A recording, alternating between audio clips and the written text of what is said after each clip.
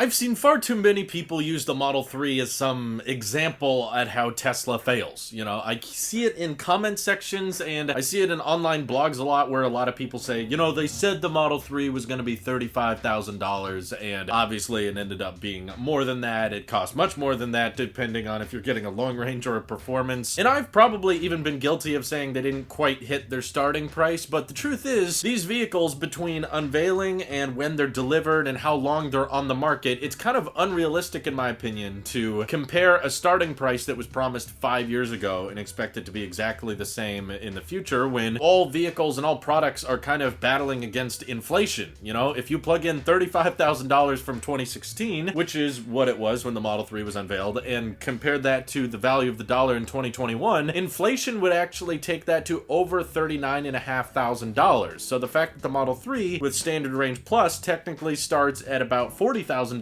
now, and earlier in the year actually used to start at $38,000, I actually think that the general price point that Tesla set forward to hit with the Model 3 is kind of still being achieved, and it's probably unrealistic to assume those prices should stick around forever and ever, even half a decade later, despite Tesla improving and making the vehicle much, much better over time, whether it's building in the powered liftgate for the trunk, or they're building in wireless chargers now that weren't there before. They've improved the overall build quality and made it much more sturdy and premium feeling on the inside, and they've added a heated steering wheel. And another important point I thought I would remind people that keep saying the Model 3 didn't really hit $35,000 and they failed to deliver on that price point is that back in 2016, autopilot was an added perk. You had to unlock that feature, and back when the Model 3 started delivering, autopilot was not standard. It was a $3,000 add-on that you had to pay for. All of the hardware is included with Tesla's vehicles for autopilot to be activated, but you still had to opt an extra $3,000 back then if you wanted it, whereas now in today's world, autopilot has become a standard feature that comes with all of the Model 3s on the website. Yes, for a while they did have a $35,000 off menu option that was essentially the exact same hardware as Standard Range Plus, but they deactivated autopilot and they software limited the range a little bit. But even on the subject of range, when they first unveiled the Model 3, they said the range would be 215 miles per charge, and ever since deliveries have begun, no Model 3 has started with 215 estimated by the EPA. Tesla very much over-delivered on this metric, and now a $40,000 Standard Range Plus Model 3 goes 263 miles estimated by the EPA, so that means almost 50 miles further than what they originally stated in 2016. And you know, that was not free. That took engineering, that took economies of scale. They had to find a way to improve the energy density with the batteries, improve the energy efficiency between the powertrain and also the software. On top of that, even the heat pump, things like the HVAC system had to be re-engineered to allow for better efficiency. So there was a ton of time and money that went into making the vehicle much better than it was a long time ago. And again, if you adjust for inflation, it still technically is kind of hitting that value point. It may not be the exact same number, but I think if you're assuming vehicles to always stick to their exact number at time of unveiling, you're going to be overly disappointed in the automotive space, because decades ago vehicles were equivalent to maybe what vehicles cost today, but they were far cheaper by the exact dollar amount. And with a lot of inflation going on right now, I think this is just a factor that people should stay in touch with. And considering the Model 3 delivery started at the end of 2017, like Tesla said at the unveiling, and at that event they even said every version of the Model 3 will do 0 to 60 in under 6 seconds, they hit that metric too. The slowest Model 3 still does 0 to 60 in just over 5 seconds, and like Elon said, there are versions, of course, that go much faster, and of course there's versions that go much higher. And at that original unveiling, they didn't quite say how much the long range or performance models were going to cost, but I don't think it's necessarily Tesla's fault if there's more people wanting to spend more money on the vehicle to ensure they get better range and better performance. That just means they've made a product that has a lot of value that people think is worth spending money on. So if that's the reason for Standard Range Plus or Standard Range as a whole not being as popular, and Tesla is still finding ways of making the vehicles more affordable than the vehicles that came before the Model 3, like the Model S and X, which unfortunately have shown no signs of getting cheaper, and now they're $20,000 more than they were last year. That's okay, because those are their luxury vehicles, and they're really intended to be higher priced so that they can be higher margin and ultimately fund Tesla's vision at making cheaper vehicles that are more affordable to the masses. So it may not be the exact exact number of $35,000, but take into some context to the current day pricing, and it makes a lot of sense as to why it costs what it does. And I think we may experience something very similar with the $25,000 Tesla. Personally, I don't think the actual sticker price will officially hit 25000, but I think the equivalent of that in the next couple years when the vehicle is out and delivering to customers will be pretty spot on, which is why I'm anticipating Model 2 or Tesla Q, whatever they end up calling this upcoming model, will probably be under $30,000, and accommodating for inflation, that's going to be a far more affordable vehicle than anything Tesla is selling currently, considering the cheapest option they have is about $40K. So if you can get $10,000 shaved off of that, hopefully more, and you're still having great safety features, your range is still over 250 miles, and you're still shipping autopilot hardware, and autopilot is even included, just not full self-driving software features, I still think that's going to be the best value vehicle in the world, and it's going to sell like hotcakes. So please don't use the Model 3 as the prime example of Tesla not quite delivering on their promises. A better example might be the standard range Model Y, which is currently not available, and I hope it comes back someday. And there may be other vehicles like the Tesla Semi that were far later than Tesla originally promised, but I'm simply trying to say don't beat up the little guy, because the Model 3 over-delivered on its promise. They did have a $35,000 model for a time, and even without the $35K model, once you adjust for inflation, they pretty much hit that price point, and the range is better, the acceleration is better, the overall product has just been substantially better than what they originally promised, and they did technically start delivering on time. So Model 3, not a great example of a promise that Tesla didn't deliver on. Thank you all for watching. Hope you have an excellent rest of your day. Take care.